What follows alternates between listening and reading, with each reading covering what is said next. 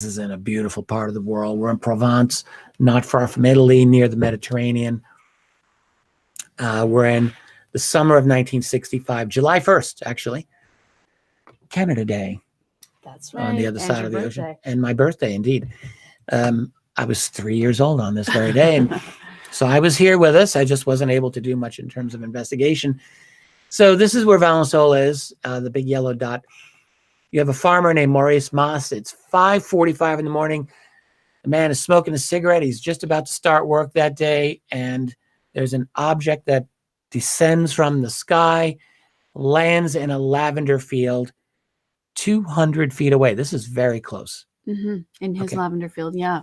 Now, he had been dealing, hadn't he, with these bare patches on his lavender. He was like, what's going on with this? And he's wondering, are there kids? Are there hooligans? Is someone messing with my lavender? And now he's thinking, oh, a helicopter is landing on my lavender field. So he's a little bit annoyed. And he goes out there. It's like thinking some helicopters made an unauthorized landing, and he goes toward it.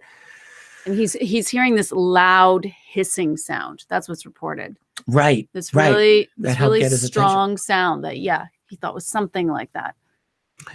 Well, he gets closer to this thing and he's realizing this doesn't look like a helicopter because it's oval shape. It's very similar shape to the craft that Zamora saw. That's as far as I can tell. Yeah. And it's on 4 legs, I believe. I don't know how many I legs. saw one account that said it might have been 6 legs, but I've always thought it was 4 legs. So he sees what looked like children. And this is, again, like Zamora's case. Yeah.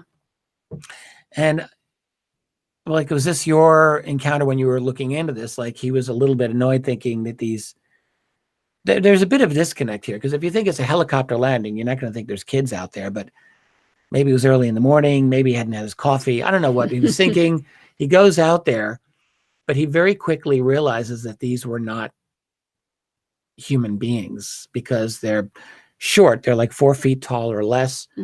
They're wearing a tight kind of clothing, greenish, grayish, large heads. Let's move to long one of the images. arms. This is Maurice Masse, by the way, and that's his lavender field. By the way, everyone described him as a very genial, a very level-headed, a very good man. And he had actually been a resistance fighter during the Second World War. He had fought for the French resistance. So Maurice Masse, yeah, he had a lot of respect from everyone who knew him. There he is. This is another picture of him. He's got a nice face, very kind of an open-looking man. This is a very artistic, creative rendering of the beings that he sees. But yeah, so the beings were described as short, bald. Right. They looked like they were 8 or 9 years old. As far as height, you know, they were very small. They had very large heads. Right. They had a hole instead of a mouth. They had very large ears, which that's something that's, you know, very different than what you usually hear for this type. This rendition doesn't show the large ears. This one shows a bit larger. This one I've seen many times. Someone kind of superimposed these beings over a photograph of the lavender. And there's a couple of others that I have here. This is, I think, one of the better known ones. But yeah, they have these are like gray aliens, and that's not quite accurate, like the image here with larger ears. You're saying large ears was something that was very unusual about it. But still the large head, still the large eyes. And the slanted eyes is definitely part of what he described. And they were making a noise that was like a grumbling sound, whatever that means, or a gurgling sound. The impression that one gets from this case is that they were interested in the lavender. But, you know, if any other description, large, bald head, pale faces, all of that. So as he gets close enough to them, he sees that these are not kids. One of them aims like a tube, like right there, a tube-like device at him. And he gets hit with some kind of beam or ray, which freezes him or paralyzes him. But he's not unconscious. Right? He's totally conscious during this. And aware. So he's watching what's happening. Even though he's paralyzed, he's able to sort of watch and observe. Right. So this paralysis lasts for about 20 minutes. And I think it was shortly after they paralyzed him that they just got back into the craft and left. They did. There was really nothing else that they did there.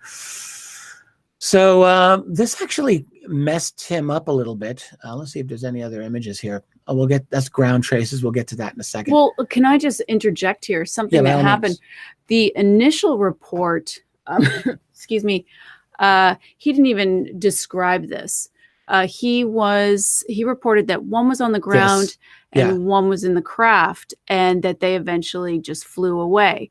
Now, he was a farmer. He wasn't used to all of the attention. When this came out, all sorts of press was after him. And he actually went away, stayed at a friend's place for a month and a half to get away from all of this. He didn't want the attention.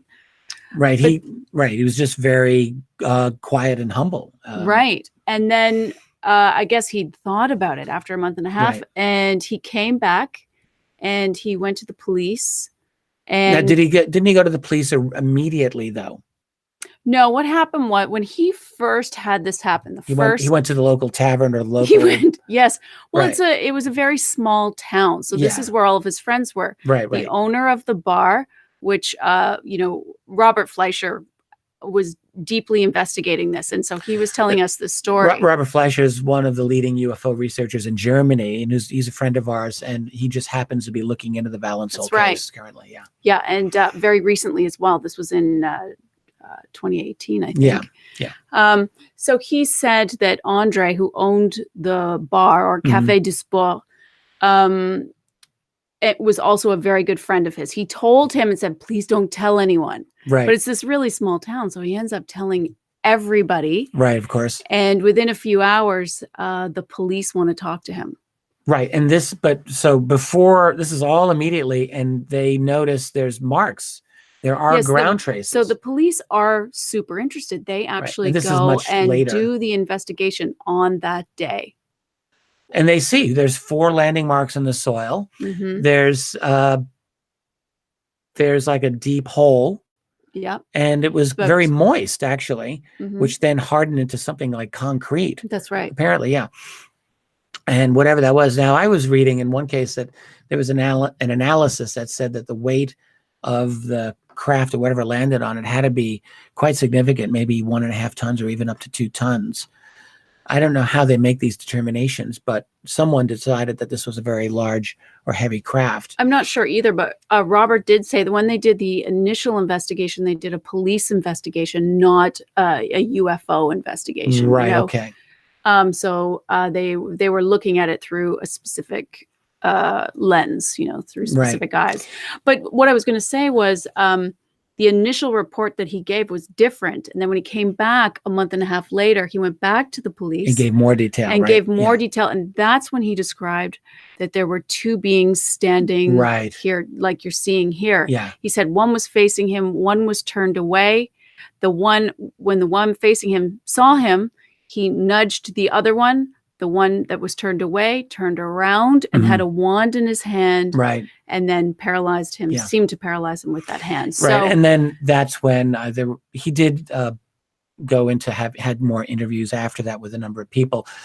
One of the encounters in the interviews that he had is someone showed him a drawing of the object that landed in Socorro. So investigators, after the fact, said, "Oh, did it look like this?" And they showed a picture of Lonnie Zamora's egg-shaped craft. Oh, right. And Masse says, "Oh, someone else has seen my UFO." So he saw this image of the Socorro craft and said it was really basically exactly the same. He was affected in terms of his sleep. That's right. Did you read? He was always like a 5 hours a night kind of a guy. He was a farmer, so he was used to getting up super early in the morning, 5:30, and he was unable to do this. He was changed since this happened. He said that he needed, between 10 and 12 hours a day for a while. Yeah, for at least a couple of months following it. Yeah. So it really something. And also about watches. Do you recall that? Or no. Did you come across that? No, describe that. That he was having trouble with watches, that they would either go, too fast, too slow, or they would stop. So he was just unable to wear them anymore. So this was sort of another thing that had happened. Fascinating. Fascinating. One other thing I just want to mention is Jacques Vallee, a number of years later, I think 14 years later, 1979, met with Maurice Masse. Masse lived, by the way, into his 90s. He was 94 when he finally passed away. Vallee was very impressed by Masse. He met him with two of his close friends, and he just pointed out, he said, Maurice Masse did not really want to give all the details to investigators or even to his own family, including the fact that he believed some kind of silent telepathic communication took place between himself and the beings. So this is really something that affected him very powerfully. And just as you were saying, it took him a while to really, by degrees, get into all of the details of what But Vallee just said, I was very impressed by him. He says, throughout these discussions with Mr. Masse, I had the feeling that I was in the presence of a very intelligent man, capable of deep emotions and rational thought. He was also quite humble. And it's kind of a nice statement. It says quite a bit about Jacques Vallee to have these thoughts about another person, but I think it says a lot about Maurice Masse. I was just noticing and looking into this case, there's a gentleman, Maurice Masse, who was a friend of Maurice Masse. And a lifetime friend. And this gentleman, I think, has been very hospitable to some of the German investigators who've come in. Robert Fleischer is one of them, but he's not the only one. And so this gentleman gave an interview in French. It's on YouTube. And he gives additional support to the whole Maurice Masse incident. This is in Valensole. That's the field. I believe that's the exact field where Masse lived. There's a highway right off the road now. But anyway, it's a very interesting case and definitely worth some investigation, and definitely a strong case, I think. I agree.